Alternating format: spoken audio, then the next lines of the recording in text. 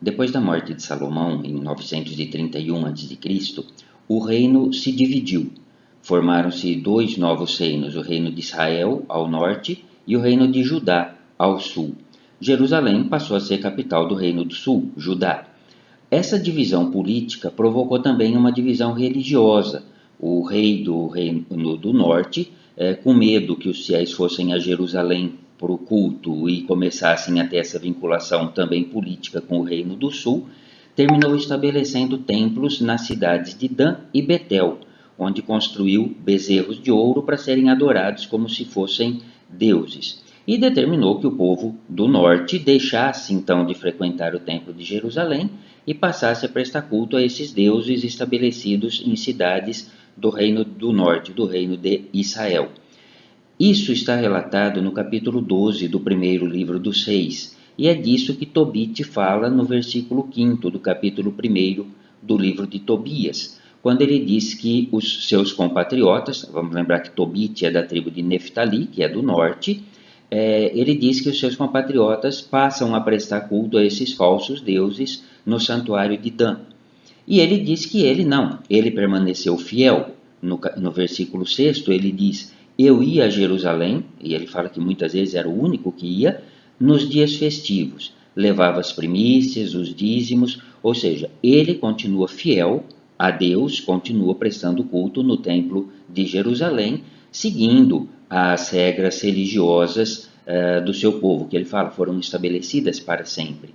No versículo 9 ele fala que casou-se com Ana, que era também da tribo de Naphtali, ou seja, de Neftali, ou seja, era também de sua parentela, já que os judeus estabeleciam isso, que alguém de descendência hebraica devia se casar também com alguém de descendência hebraica. Ou seja, Tobit faz questão de mostrar que ele permanece fiel. Mas a coisa muda quando acontece a queda do reino do norte, que é tomado pela Assíria, né? E aí ele conta que foi levado cativo para a Síria junto com outros compatriotas dele. O caso é que ali no exílio ele estava longe de Jerusalém. Vamos fazer uma observação, esse não é o grande exílio de Babilônia, e esse vai acontecer com a destruição de Jerusalém em 586. Aqui nós estamos falando da destruição do reino do norte em 722 a.C., quando esse povo foi levado para a Síria, não é o exílio de Babilônia então. Mas ainda existe o templo em Jerusalém, mas Tobit, na Síria, está longe do templo de Jerusalém, não tem mais como prestar culto lá. Por isso ele vai dizer que, mesmo no exílio, ao contrário de outros compatriotas dele, ele não comia os alimentos dos gentios. Era proibido certos tipos de alimentos para os judeus e ele continua não comendo. No capítulo 2 ele fala que celebra a festa de Pentecostes, que os judeus também chamavam de festa das semanas, porque duravam 7 semanas, 49 dias, acompanhando o período da colheita. Ele, no capítulo 4, dá uma recomendação para o seu filho Tobias para praticar a justiça e a verdade.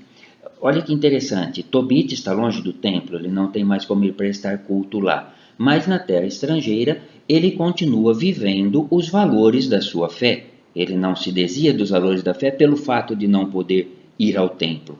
A festa das semanas, por exemplo, que é uma festa familiar, ele continua celebrando no âmbito da família, mesmo não tendo possibilidade de prestar culto no templo. No capítulo 14, já no finzinho do livro, então, o capítulo 14 é o último do livro de Tobias, dando outras recomendações a seu filho, ele diz: filhos, eu vos recomendo, e aí dá uma série de recomendações. E segue dizendo: ordene-se também a vossos filhos. Olha a importância da transmissão da fé e dos valores religiosos na família.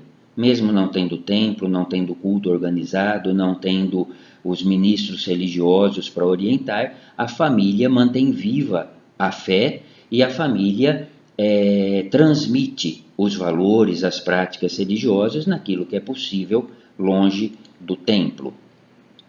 No capítulo 13, em um hino belíssimo que tem neste capítulo, em uma parte do versículo 6 ou no versículo 7, dependendo da tradução que você esteja usando, Tobit diz: celebro o Senhor na terra do meu cativeiro e mostro sua força a um povo de pecadores. Ou seja, não importa que ele está longe do templo, que ele está numa terra estrangeira, a sua fé continua sendo vivida ali.